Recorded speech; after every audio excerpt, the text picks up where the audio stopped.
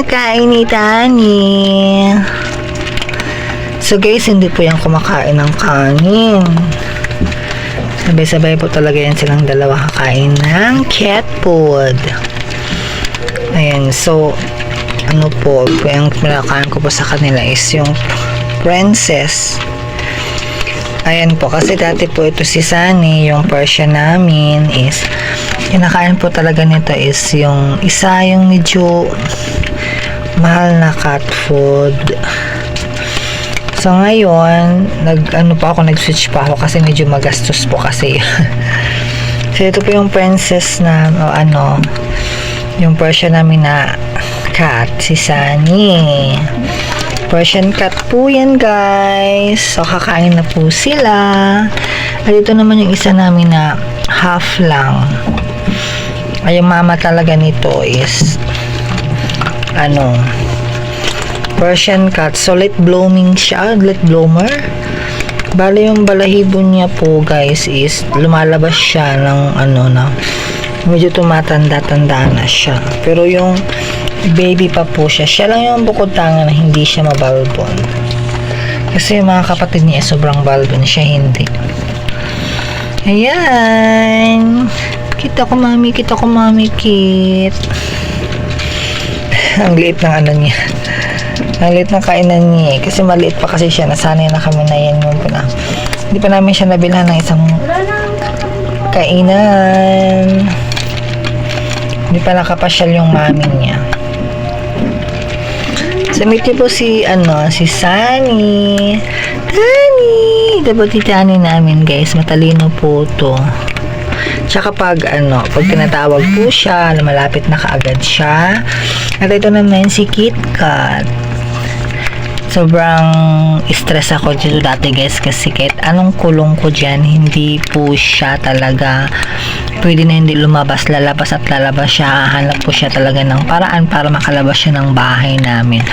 Pero ngayon, hinayaan ko na lang siya kasi dati natatakot kasi ako baka madampot sa kalsada. Pero ngayon kasi hindi naman na, yung lumaki na siya, hinayaan ko na po siya na lumalabas siya sa labas. Ayan, nakakabalik naman din siya sa bahay. Bumabalik po siya pag once na gusto niya nang kumain, pero minsan nag-i-stay naman din siya. Ayan, na po sila. Na problema ko po talaga to, guys, kung paano namin siya madadala saka makauli kami ng probinsya. So iniisip ko po yung mga alaga ko kasi meron pa akong tungkat nga, hindi ko alam kung paano siya madadala. At saka yung dogs po namin, hindi ko rin po alam kung paano ko siya madadala. Kasi mahal kasi siya ibiyahe. So hindi ko po alam kung ano yung way namin, kung paano namin sila madadala. Kasi 4 po sila eh. Tani, kakain po ikaw. Anong kinakain ni Sunny? Ano kikain ni Tani? Ano naman kain ni Tani? Cat food yan. Dati, isang ba yung pangalan ng cat food na pinapakain ko dito sa kanya? Yung medyo mahal po yun. Ngayon, nag-switch naman po kami ng princess niya kasi yung medyo mura. Tipid-tipid muna ang lola. Buti na nga lang, kumakain naman po sila. So, ngayon guys, wala na siyang pili-pili. Ayun lang, pero itong babae talaga namin, kasi ito po lalaki si Sunny, itong babae namin talaga. Minsan sinaswitch po namin sila ng pagkain, minsan binibigyan po talaga namin ito ng kanin. Kasi nga, mahilig din siya sa kanin na, lalo na po yung ulam namin is isda. And then, yung manok, kumakain po talaga itong cat namin. Pero ito talagang isa namin na Persian, pure kasi talaga to. Hindi talaga siya kakain, guys, ng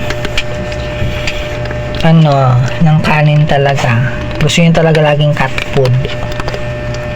Kahit binibilan namin sila, guys, ng sachet na yung na pagkain na sachet na para sa pusa, ayaw pa rin niya. Gusto niya talaga laging ganyan kasi nasanay na siguro siya ng puro cat food lang. Ayan po. Lang po sila pinapakain namin twice lang. So, ganitong oras. Tapos minsan naman sa gabi, yun lang, 2 beses din sila kumakain. Pero itong portion namin na to guys, pag nagugutom talaga, pag humihingi siya, binibigyan na namin siya. Ayan lang po sila. Ganyan lang po yung routine nila sa umaga. So, kailangan cat food lang, ganyan. Tapos, ay Tani.